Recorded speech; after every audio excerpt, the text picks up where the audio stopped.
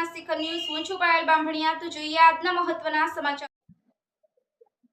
મોડાસાના કોલીખડ ગામના 19 વર્ષીય વિદ્યાર્થી પ્રીત ચૌધરીની થયેલ કરપીણ હત્યાથી પ્રથમ માસિક પુણ્યતિથિ પર શ્રદ્ધાંજલિ અર્પણ કાર્યક્રમ મોડાસાના ટાઉન પુલ ખાતે યોજાયો હતો। ત્યારબાદ જિલ્લા કલેક્ટરને પોતાની એકના એક દીકરાના હત્યાની વેદના વ્યક્ત કરવા અને ન્યાયની માંગ સાથે આવેદનપત્ર પાઠવ્યું હતું। મોડાસામાં તત્વ આર્કેડના બેઝમેન્ટમાંથી પ્રીત ચૌધરીનો ગત 4 જુલાઈના રોજ શંકાસ્પદ હાલતમાં મૃતદેહ મળ્યો હતો। તેની હત્યા થયેલ પરિવારજનોએ આક્ષેપો વચ્ચે ટાઉન પોલીસે પેનલ ડોક્ટરો દ્વારા પીએમ કરાવી વધુ તપાસ હાથ ધરી હતી। પ્રીત ચૌધરીના શરીરે આંતરિક ઈજાઓના કારણે મોત નીપજ્યું જોવાનો એફએસએલ રિપોર્ટમાં ઈજાઓથી મોત નીપજ્યું હોવાના રિપોર્ટના આધારે પોલીસે હત્યાનો ગુનો નોંધ્યો છે। કોલીખડ ગામના 19 વર્ષીય સ્વર્ગસ્થ પ્રીત ચૌધરીની પ્રથમ માસિક પુણ્યતિથિ શ્રદ્ધાંજલિ કાર્યક્રમમાં સમસ્ત સમાજના પરિવારજનો અને સામાજિક અને શૈક્ષણિક સંસ્થાઓના અગ્રણીઓ ઉપસ્થિત રહી અને પ્રીત ચૌધરીના હત્યારાઓને સજા મળે અને પ્રીતના પરિવારજનોને ન્યાય મળે તેવી માંગ સાથે શ્રદ્ધાંજલિ અર્પણ કરી હતી।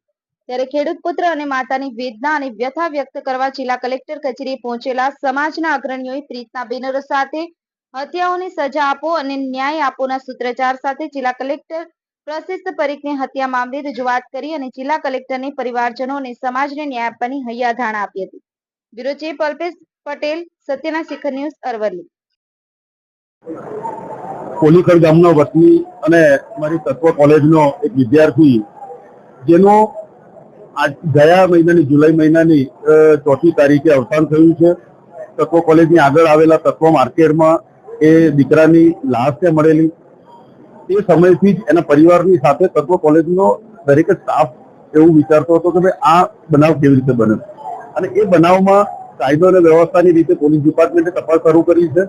આજે એના શ્રદ્ધાંજલિના આ કાર્યક્રમમાં અહીંયા ઉપસ્થિત રહ્યો, દીકરાને શ્રદ્ધાંજલિ પાઠવી છે। આવા આશાસ્પદ યુવાનોના આ રીતે મોત એ ખૂબ જ ગંભીર બાબત છે। હું આજના શ્રદ્ધાંજલિના પ્રસંગે તંત્રને વિનંતી પણ કરીશ અને એક એમને અમારા વતીથી એક અમારી એમની નમ્ર વિનંતી છે કે આવો જે બનાવ બન્યો છે એની પૂરેપૂરી તપાસ થવી જોઈએ અને આ તપાસના અંતે જે પણ ગુનેગારો છે એમને કડકમાં કડક સજા થવી જોઈએ। આવા આશાસ્પદ દીકરાઓ આ રીતે જતા રહે અને વહીવટી તંત્ર બેસી રહે એ યોગ્ય નથી।